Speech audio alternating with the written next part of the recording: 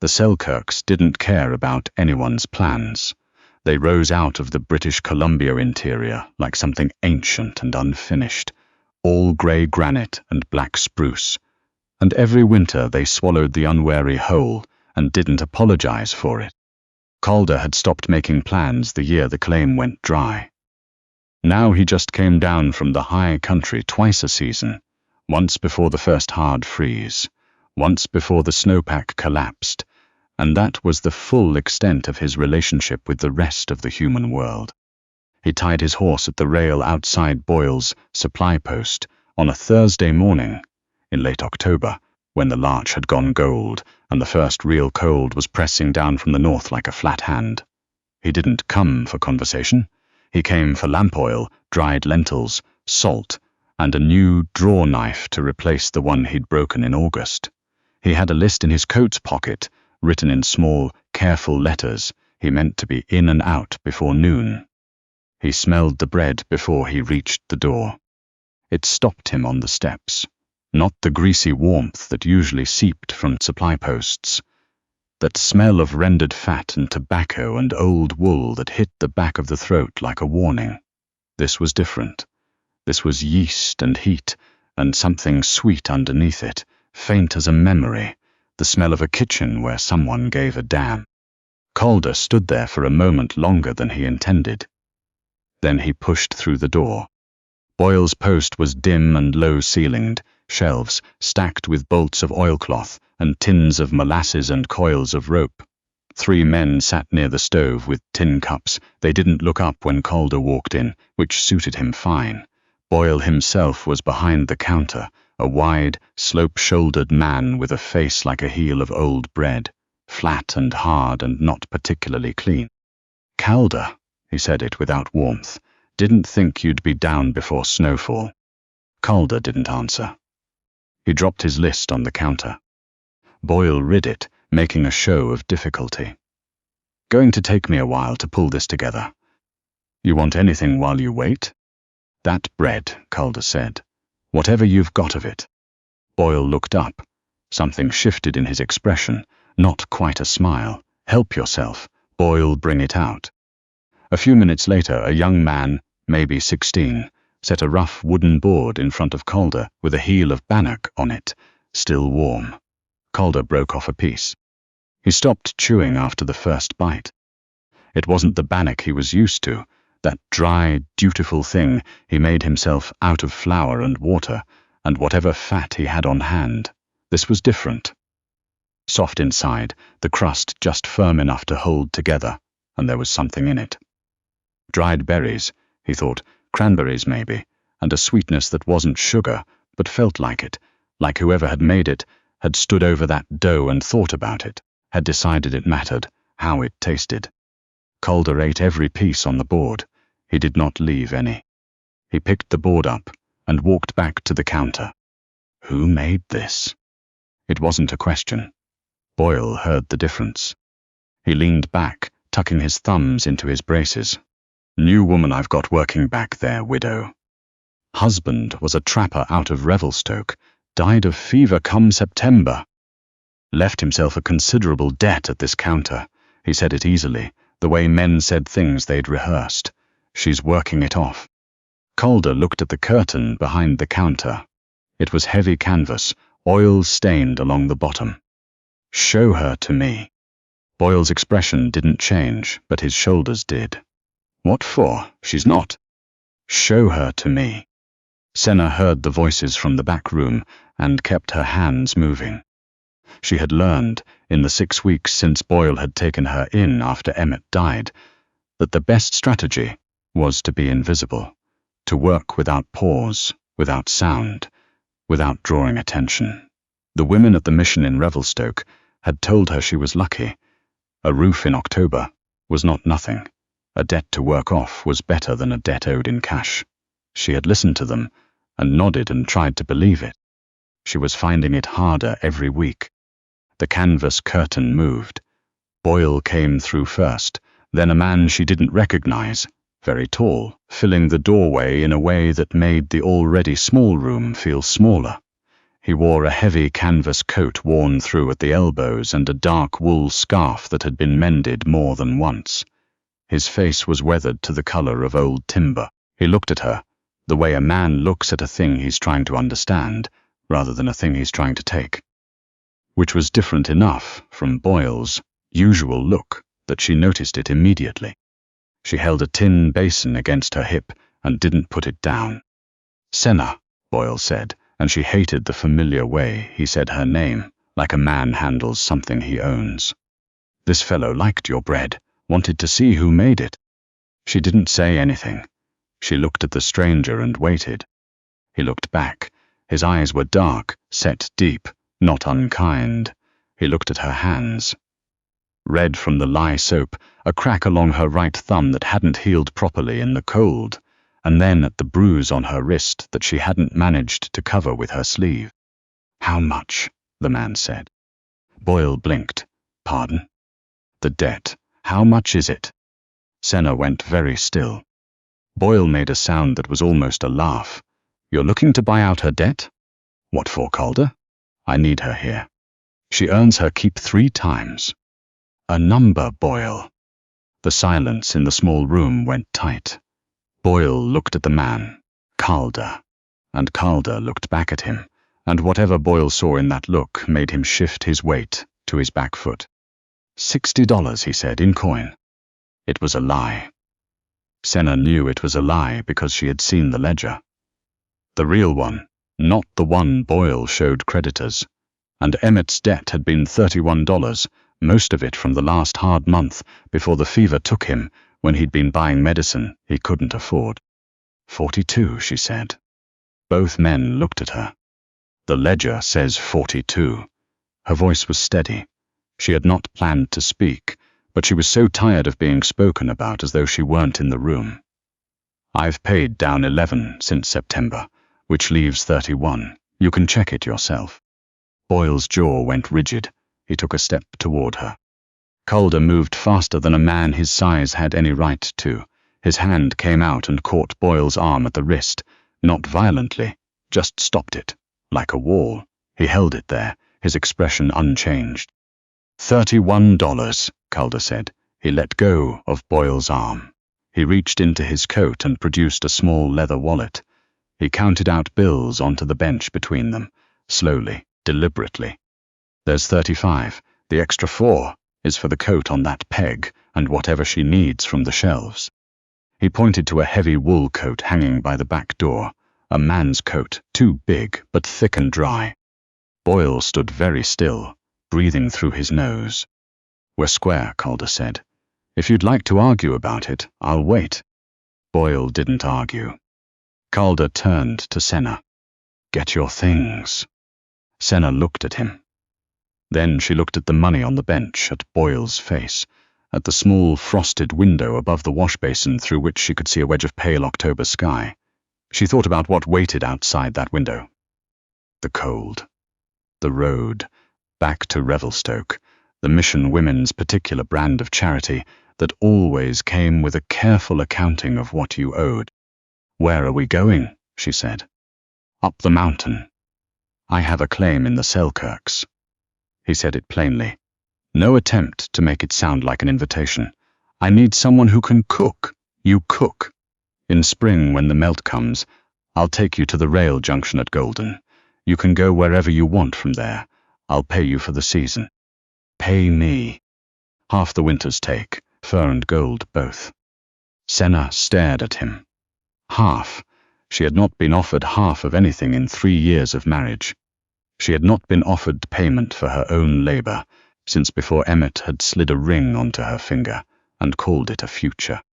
"Why would you do that?" she said. Calder looked at her for a moment. "Because that's what the work is worth," he said, as though it were simple. As though it had always been simple. It had never been simple, not once in her life. She picked up her bag from the corner. It was not a large bag. Calder took the wool coat off the peg and held it out to her without ceremony. She put it on. It reached her knees, and the shoulders hung past hers by 2 inches. But it was warm, genuinely, completely warm, and she couldn't remember the last time she'd worn something that was simply that. They walked out through the supply room, past Boyle, without looking at him, through the front door, and into the cold October air. The ride up took most of the afternoon. Senna had her own horse, a stocky brown mare Calder had sorted out from the livery, and she was grateful not to have to ride behind him. She wasn't ready to be that close to a stranger. She wasn't ready for a lot of things that were currently happening, but the horse felt manageable. The trail climbed steeply once they left the valley road, switching back through stands of Douglas fir and spruce, the light going thin and grey as the afternoon wore on. Calder rode ahead without talking. She watched his back, the set of his shoulders, the way he sat the horse without thinking about it, the easy economy of a man who had spent years moving through this particular country. She was terrified. She was also, underneath the terror, something that felt dangerously like relief, which scared her more than the terror did. Emmett had not been a cruel man on purpose. That was the thing she never knew how to explain to the mission women, who kept offering her pamphlets and sympathy in equal and insufficient measure. Emmett had been weak. And weakness in the country they'd tried to make a life in had a way of curdling into something that looked a great deal like cruelty from the outside. He had drunk because the claim failed.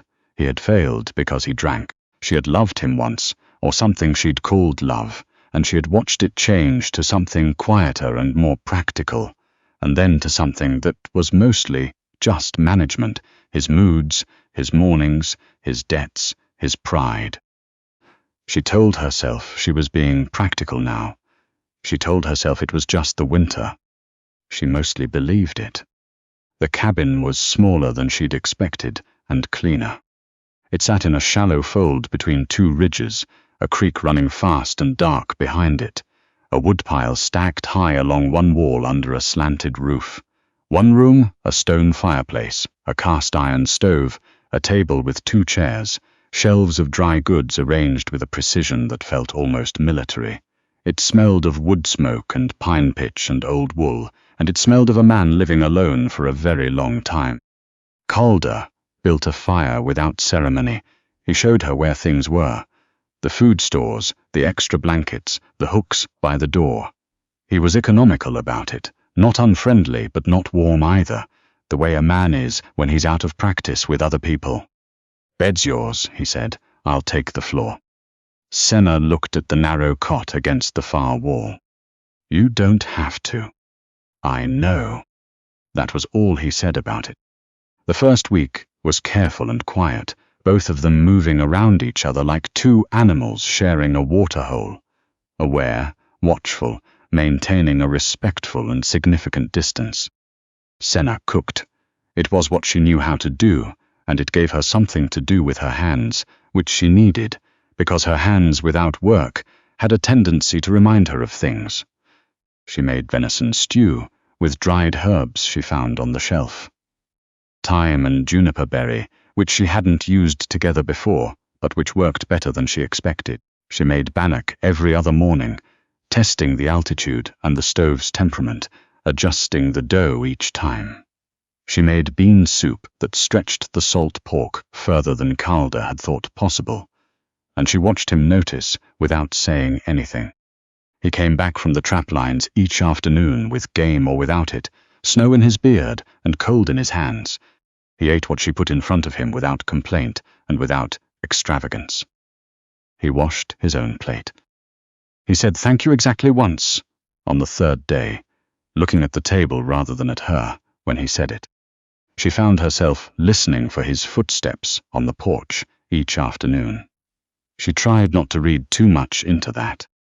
She watched him the way she'd learned to watch quietly, from an angle, filing away information that might be useful later. He never raised his voice. He moved through the small cabin, with a consideration for the space that she recognized as the habit of a man who had thought carefully about how much room he took up. When she startled, when the wind threw a branch against the roof, or the fire popped, she would find him already still, already giving her room to settle. He never commented on it. She found this, somehow, more comforting than if he had. The first real cold came on a Tuesday in November, dropping the temperature 20 degrees in 12 hours and burying the trail under a foot of snow that kept falling. By Thursday they were genuinely trapped, the world outside the windows reduced to white noise and grey light, the cabin feeling at once very small and surprisingly complete. On the fourth night of the storm, Senna was making tea and knocked the tin cup off the shelf. It hit the floor with a sound like a shot. She flinched so hard, she stepped backward into the stove, catching herself on the edge of it. Her hands came up, her shoulders rounded. Her eyes squeezed shut and she stood perfectly still, waiting. For the yell, for the footsteps, for the specific quality of silence that preceded impact. Nothing happened. Nothing happened for several seconds. She opened her eyes. Calder was sitting in the chair by the fire. He hadn't moved. He was looking at her the way he watched things. Quietly and completely, making no sudden movements, not performing calm but simply being it. "Senna," he said. His voice was low, unhurried. She straightened slowly. She kept her eyes on the far wall. "I'm sorry. I'll pick it up. I'm not worried about the cup." She picked it up anyway, because her hands needed something to do. When she stood up again, he was still watching her. "I'm not him," Calder said. "Just that." 3 words, no elaboration, no performance of reassurance. Senna pressed her lips together. She was not going to cry in front of this man she'd known for 3 weeks in this cabin in the mountains. She was absolute about this. "I know," she said. "Do you?" She didn't answer right away. Outside, the wind found a gap in the chinking and pushed through it. "Emmett wasn't cruel all the time," she said finally. She didn't know why she was explaining this. It was only when he'd been drinking a long while, but at the end it was every day. She stopped, tried again. "I know it's not the same, but the body doesn't always remember the difference between sometimes and always." Calder looked at the fire. A log shifted, sending a cascade of sparks up the flue. "My grandfather was a quiet man," he said after a moment. "But there was a version of him that only came out after supper. Took me a long time to stop waiting for that version in every room I walked into." Senna looked at him. He wasn't looking at her. He was looking at the fire with the expression of a man who has said something true and is deciding whether to regret it. "Did it go away?" she asked. "The waiting?" "Mostly." He reached for the poker and adjusted the log without standing. "Mostly it just gets quieter." She stood there for a moment with the recovered tin cup in her hands and something that had been held very tight in her chest since September loosened its grip by a fraction. Not all the way, just enough to breathe. She made 2 cups of tea that night. She set one on the arm of his chair without asking. He wrapped his hands around it and nodded once. They sat by the fire until the storm blew itself out, not talking, not needing to. March came in sideways, half blizzard, half thaw. The creek behind the cabin, breaking up in stages that sounded like distant artillery.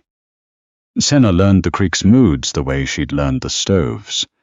What it meant when it ran high versus when it ran fast, how to read the ice at the edges for the start of the melt. They worked the creek beds together when the ground allowed, panning the gravel, and silt from the upper channel, where Calder had found color 2 seasons running. The water was cold enough to burn, fed directly by the snowpack, and they took turns standing in it and standing by the small fire on the bank. And Senna found that she was stronger than she'd known, stronger in her back and arms than a winter of hauling wood and kneading dough had left her, stronger even than that, some kind of bedrock strength she hadn't known she possessed, until the mountain had taken everything else away and left only what was actually there. On the first clear day of April, Calder panned out nearly an ounce of coarse gold from the lower riffle and held the pan out for her to see. The sun caught it, yellow and heavy and entirely real. "That's ours," Senna said, and meant it before she realized she was saying it. He looked at her when she said it. She looked back. Something shifted in the air between them, careful and tentative as the first warm day after a long winter. Neither of them named it. They didn't need to yet. He told her about the wagon on a Wednesday evening in late April, sitting at the table after supper, with the lamp turned low between them. "Supply run comes through the valley crossing on the 1st of May, he said. He was looking at the table. "That connects to the rail junction at Golden by the 5th. From Golden you can get to Calgary, Vancouver, anywhere you want." He paused. "You've got enough here to set yourself up somewhere proper. Room for the winter, work in the spring." He reached under the loose floorboard by the stove leg. She'd known about that board since January, and set the 2 leather pouches on the table. He weighed them both out on the small brass scale, careful as always, and funneled exactly half into her pouch and pushed it across the wood toward her. Senna looked at it. "That's a lot of money," she said. "That's what the work was worth." She picked the pouch up. It was heavier than she expected. It felt like proof of something. "When do we leave?" she said. He looked at the table. "Tomorrow morning, early, before the trail gets soft." They rode down in 2 days, and Senna noticed that Calder rode slightly behind her this time, instead of ahead. She noticed this, and she didn't mention it. The valley crossing was everything the mountain wasn't: flat, exposed, windswept, a cluster of low buildings around a muddy junction where 2 wagon roads crossed, a livery, a boarding house with a hand-painted sign, a store that also sold tickets for the wagon east to Golden. Calder pulled his horse to a stop in front of the boarding house. He swung down. He lifted her pack down from the back of her saddle without being asked. He set it carefully on the ground. "Board's $3 a night," he said, looking at the sign. "They'll have a room." Senna stood in the mud, with her pack at her feet and her pouch of gold in her coat pocket. And she looked at the boarding house, and she looked at the muddy road that led to the wagon junction, and she looked at the ruts heading east toward Golden, and the rail, and everything that was supposed to be better than this. She thought about Vancouver. She had an aunt there, or had had one, and the city was large, and there were jobs, and she could save money and eventually have something that looked like a life built from the outside in. She thought about the creek in the morning, the sound of it, how she'd learned to read it. She thought about a man sitting still on the other side of a room because he understood that stillness was the only useful thing he could offer, and offering it without being asked. She turned around. Calder was standing with his horse's reins in his hand, his hat in the other, looking at the mud between them. He looked like a man bracing for something he'd been expecting for a long time. "You're going back up today," she said. He looked up. "Yes." "Tonight you'll eat whatever's left in the tin from last week, and sleep on those hides, and not say a word to anyone until the next supply run." His mouth moved. "Almost. That's about right." Senna reached into her coat pocket and took out the leather pouch. She turned it over in her hands once, then she pressed it flat against his chest. He caught it before it could fall. He looked at her with something open in his face that hadn't been there in October. "I don't want it," she said. "Not like this, not as a wage for a job that's finished." She held her ground in the mud. "I want a share, a real one, not for this winter, for the next one too." Calder stood very still. "Senna." "I know the creek," she said. "I know the upper riffle, where it runs cold even in July, and I know the stove's temper, and I know which shelf holds the weight and which one doesn't, and I know how long the salt pork keeps when it's smoked right. I know the mountain, Calder, not as well as you do yet, but I will." She said it like a fact, not a request. He looked at smelled like him. He looked at her for a long time, This enormous quiet man who had walked into a back room because the bread smelled like someone cared, and had stayed taciturn and steady through an entire winter, and had never once made her feel like she owed him anything more than what they'd agreed to. "You told me you'd take me to Golden," she said. "You did. I'm here. What I do from here is my own choice." Something changed in his face. It was small, a loosening, barely visible, the way ice sounds just before it breaks in the dark. He set the pouch back in her hand, kept his hand over hers for just a moment, large and scarred and careful. "Partners split the take," he said. "Yes," Senna said, "they do." She put the pouch back in her own pocket. She picked up her pack. She walked to her horse and tied the pack to the saddle with the same knot she'd taught herself, watching him do it all through November. The one that held in wind and didn't slip on a long climb. The one she didn't have to think about anymore. Calder stood in the mud and watched her and said nothing else. Because he had run out of arguments against something he hadn't been looking for and couldn't talk himself out of. He put his hat back on. He swung up onto his horse. Senna settled into her saddle and turned her mare toward the trail. The long one. The steep one. The one that climbed back up into the Selkirks, where the creek was just starting to run fast with the melt, and the mountain was just starting to green at the lower edges, and the cabin was sitting in its fold between the ridges, waiting the way mountains wait, without preference, for whoever was stubborn enough to come back to it. Calder pulled up beside her, not ahead, beside. They rode out of the valley together, leaving the crossing and the wagon ruts, and the road to Golden behind, heading back up into the high country where the trees stood close, and the air tasted of pine and snowmelt, and the particular clean silence that Senna had spent her whole life not knowing she was missing.